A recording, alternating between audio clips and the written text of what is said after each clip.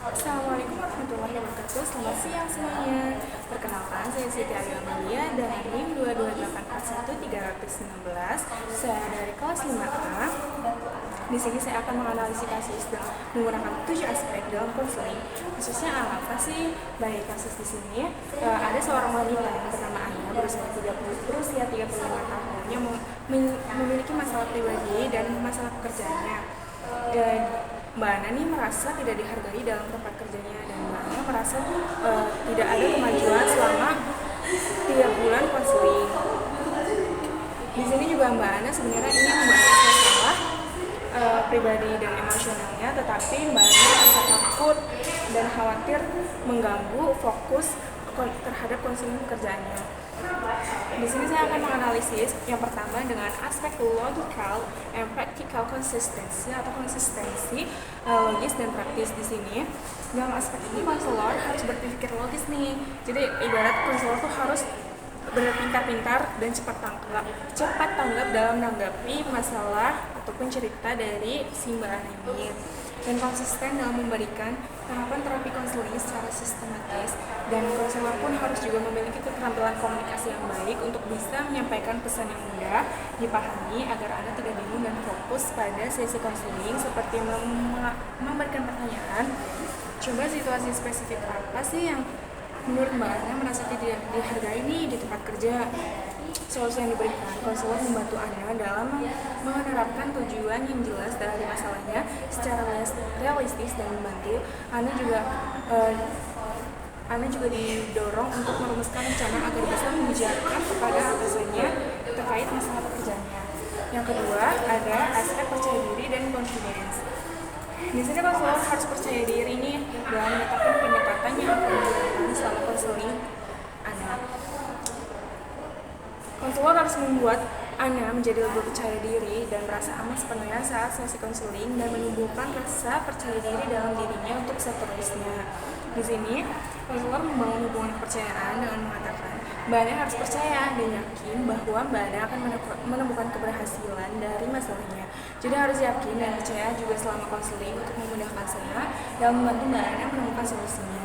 Selanjutnya ada aspek inisiatif. Di sini, Ana tampak pasif selama konseling ini. Jadi hal tersebut bisa menghambat keberhasilan dalam konseling ini. Maka dari itu, konselor harus lebih berinisiatif dan bisa mengertikan keadaan Anda yang sedang dirasakan Anda dilihat dari ekspresi dan bahasa tubuhnya tanpa bertanya terlebih dahulu. Jadi di sini konselor harus berinisiatif untuk peduli. Seperti mengatakan, sekarang Mbak Ana sedang gelisah ya.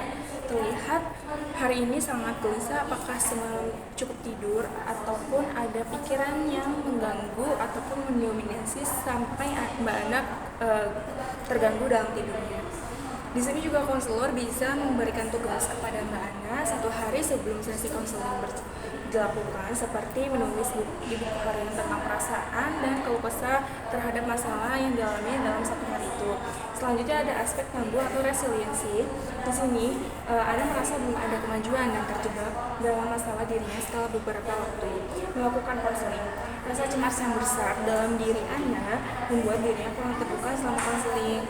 Konselor harus bertanya secara mendalam, seperti sebenarnya sekarang apa sih yang membuat Mbak Ana merasa terjebak dan tidak ada kemajuan? Hal apa yang mau mendominasi dalam mengganggu pikiran hingga Mbak Ana merasa cemas terus-menerus? Solusi yang diberikan, konselor harus tetap tenang dalam menghadapi Mbak Ana dengan menggunakan pendekatan terapi kognitif perilaku atau CBT untuk membantu Anda dalam mengidentifikasi pikiran negatif dan menantang pikiran-pikiran negatif tersebut dan mengganti pola pikir dengan pola pikir yang lebih positif serta realistis untuk mengurangi perasaan cemas ataupun overthinking yang berlebihan. Selanjutnya ada aspek orientasi terhadap perubahan. Di sini, Anda memiliki keinginan untuk membahas masalah pribadinya terkait pekerjaannya secara mendalam, tetapi Anda merasa khawatir akan mengganggu fokus konseling tentang pekerjaannya. Tetapi Anda siap nih terhadap perubahan yang akan dicapai setelah konselingnya. Jadi konselor membantu meyakinkan Anda bahwa membicarakan masalah ini tidak akan mengganggu fokus pada karyanya, melainkan justru dapat memberikan pemahaman yang lebih mendalam dan membantu mengatasi kecemasan yang dialaminya. Solusi yang diberikan, konselor harus meyakinkan Ana tentang tahapan-tahapan konseling dan manfaatnya. Seperti Mbak Ana harus berkomitmen nih selama proses konseling dengan mengikuti aturan di setiap proses konseling ini untuk mendapatkan manfaat di setiap sesinya secara maksimal. Ana pun harus berani untuk melawan pikiran-pikiran negatif dalam dirinya. Yang selanjutnya itu ada aspek self-respect atau menghargai diri sendiri. Ana di sini Ana merasa tidak dihargai di tempat kerjanya, mengakibatkan timbulnya keraguan dalam pilihan karir yang telah diambil dan merasa terjebak di dalamnya. Jadi Ana tuh merasa salah jalan gitu loh. Nah di sini dalam hal ini Ana kurang menghargai dirinya sendiri, ditandai dengan rasa cemas terus menerus dan ketidakpuasan dalam bekerja.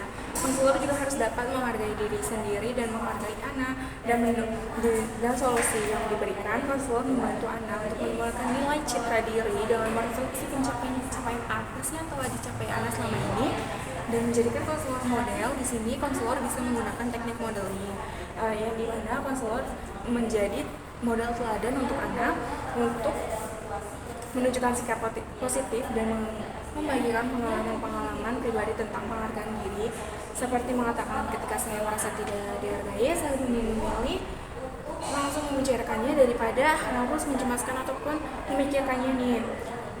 Karena dengan itu saya berharap akan lebih bisa dihargai ke depannya. Jadi Mbak Ana harus bisa melakukan hal yang sama seperti saya lakukan. Jadi ketika Mbak Ana sudah menghargai diri sendiri, jadi Mbak Ana bisa menghargainya orang lain dan orang lain pun bisa menghargai diri Ana itu. Terakhir ada aspek respect for others atau menghargai orang lain. Konselor harus menghargai cara pandang dan perasaan anak dan tetap membantu Ana secara maksimal walaupun Ana merasa belum ada kemajuannya selama 3 bulan konseling. Setelah yakin bahwa Ana akan berhasil dalam konseling ini, solusi yang diberikan, konselor membantu Ana menemukan solusi dari perspektif lain seperti mengatakan selama menjalani pekerjaan, Mbak Ana harus melakukannya dengan baik. Itu sangatlah bagus. Tetapi apakah Mbak Ana juga telah membuka diri dan membangun hubungan yang baik dengan rekan kerja ataupun orang lain?